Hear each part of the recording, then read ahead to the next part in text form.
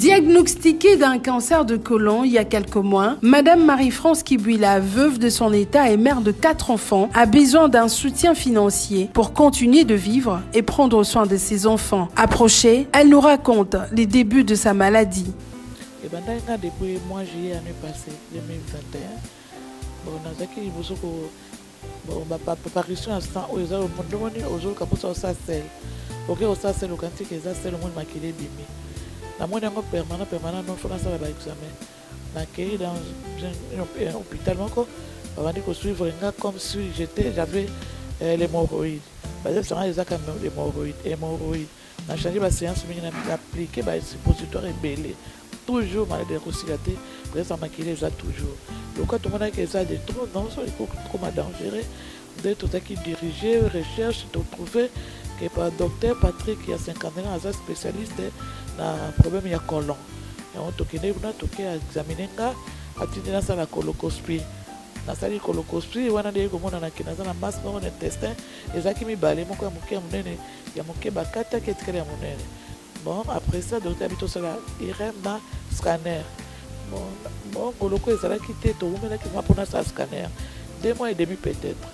Et tu as que soit tout ça, les scanners, ils répondent, tu mets mes tests, examen, résultat, pas d'autres moments. Après, il y a le bureau, il faut passer dans l'opération. Il y a une opération, c'est combien? C'est $5 000. On a crié, papa. Sur les $400, on a ça 2 mois et demi pour tous. On a $4 000. On a dit que le cancer est un maladie, on a déjà les Bolsonaro. On a dit que les là, papa, 408 états et bien, $4 000. Le docteur a offert à Fondation Aurore, a dit que tous en ont aidé. Est-ce que vous dit vous allez exploser dans les réseaux sociaux?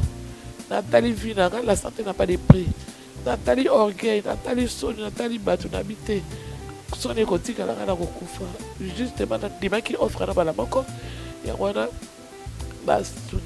la première séance dans les cas qui sont beaucoup de côté qui n'ont pas traité dans la première séance, il y a chimie les cas qui début à mois passé. Ou la deuxième séance dans l'autre passé. Avec la Fondation Aurore qui lui prend en charge pour les séances de chimiothérapie, Madame Marie-France lance donc un appel à toute personne de bonne volonté de lui venir en aide financièrement pour lui permettre de faire la radiothérapie. On a besoin de soutenir.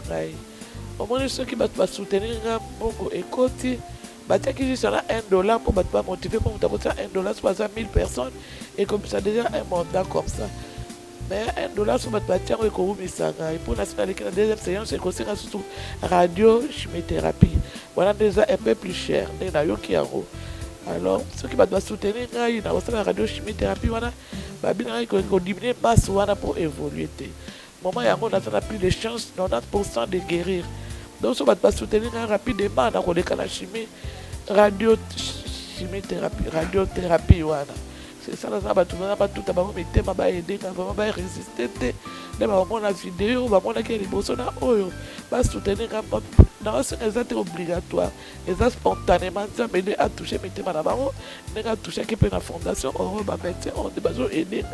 Le docteur Divin Bolangui explique ici le but de la chimiothérapie et la radiothérapie pour Madame Marie-France Kibuila.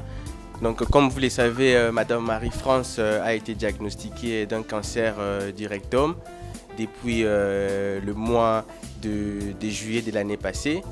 Donc, il a été décidé pour son cas qu'elle devait bénéficier en principe d'une radiochimiothérapie et pour pouvoir prévoir une chirurgie à distance.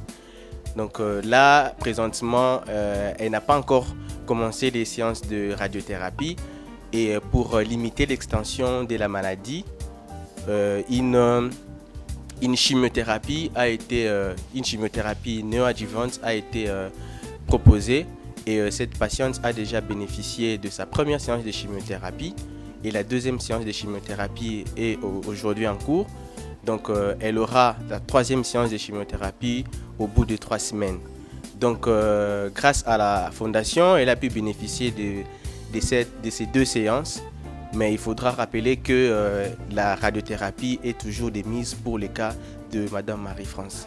Alors, la chimiothérapie, c'est un traitement qui consiste à administrer des molécules qui vont lutter contre les cancers, qui vont limiter l'extension de la maladie, parce que, comme vous le savez, les cancers peuvent envoyer des cellules à distance dans d'autres organes, et pour que ces cellules-là ne puissent pas se retrouver dans d'autres organes, une chimiothérapie est généralement préconisée, et ça permet aussi de limiter le volume de la masse, de réduire le volume de la masse et permettre ainsi une bonne appréhension pour la chirurgie à distance.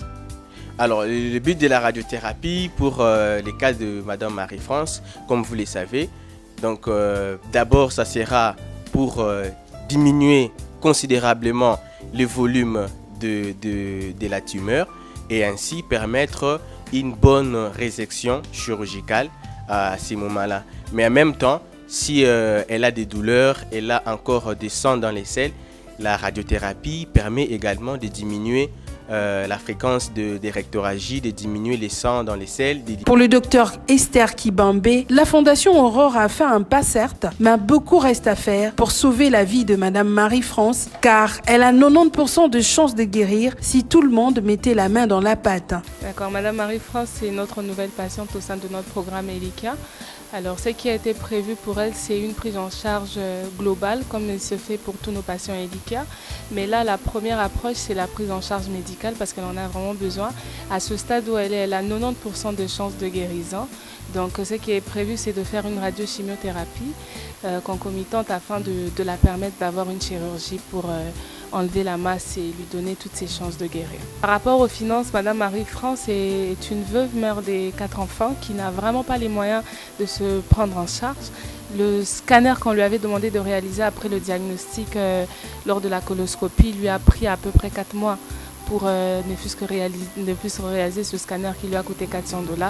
Et la suite de la prise en charge qui est encore énorme, que nous avons estimé à environ $20 000, parce qu'il y a beaucoup de choses à faire. La radiothérapie, elle coûte 4 000, mais à part ça, il y a les chimiothérapies qui coûtent environ $800 la séance. Il y a les hospitalisations comme là. Il y a des petites maladies qui se surajoutent qu'on doit encore prendre en charge. Donc, ce coût a été estimé à environ $20 000. Voilà pourquoi nous avons lancé une levée de fonds avec les dons qu'on a demandé à la population de donner au moins $1.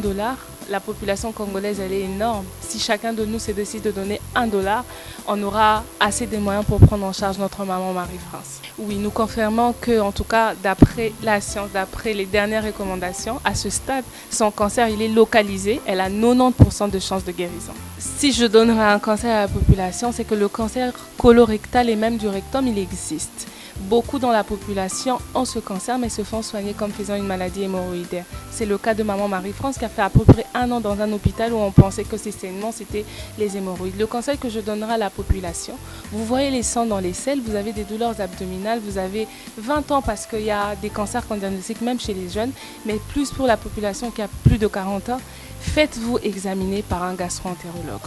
N'ayez pas peur, le cancer colorectal, c'est un cancer qu'on peut soigner. Quand il est localisé, comme je vous dis, pour maman Marie-France, vous aurez 90% de guérison. Nous avons beaucoup de patients qu'on a pris en charge qui sont guéris. Alors n'ayez pas peur, présentez-vous auprès d'un gastro-entérologue pour qu'on pose le diagnostic.